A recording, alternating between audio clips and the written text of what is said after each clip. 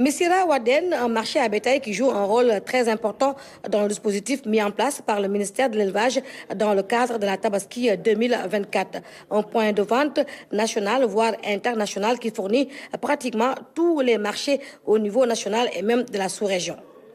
La Gambie s'approvisionne à Missira. La Guinée-Bissau s'approvisionne à Missira.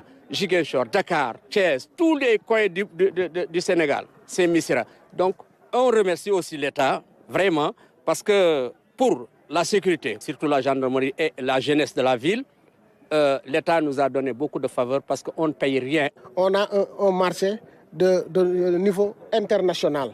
Comme les Maliens, comme ils ont expliqué, il y a la Mauritanie, il y a le Mali, il y a le Gambie, il y a le Guinée-Bissau, il y a toute ces régions, ils viennent ici.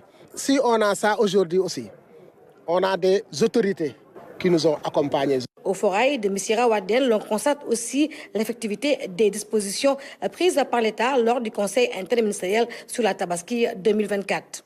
Et pour cela, vraiment, nous remercions les autorités d'avoir veillé au respect strict des directives qui ont été données pour leur matérialisation. Et ce que nous avons vu aussi, c'est que le marché est très bien approvisionné. Les besoins nationaux en termes de moutons, à jour moins 16, nous avons une disponibilité presque de 65%. Alors qu'au même moment, l'année dernière, le disponible actuel est supérieur de 10%. Donc ça signifie que tous les indicateurs sont au vert. Au moment que j'arrivais, la quantité d'aliments de bétail mise à disposition de ces forails venait d'arriver. Et le préfet et les autorités administratives ici présentes, avec tous les services concentrés et les acteurs, prendront les dispositions adéquates nécessaires pour le dispatching d'aliments de bétail. Outre la gendarmerie qui assure la sécurité des lieux, les jeunes de la commune se sont également engagés aux côtés des éleveurs. C'est pourquoi on a décidé, nous, les deux communautés, que nos comités, s'ils débarquent ici, ils prennent au moins une somme de 15 000 francs, ils donnent à la jeunesse et ils veillent. Parce que si le mouton veut mourir, ils vont te dire qu'il va mourir. Si tu veux de l'eau, c'est eux qui savent les points d'eau. S'il y a des travaux qu'ils peuvent faire.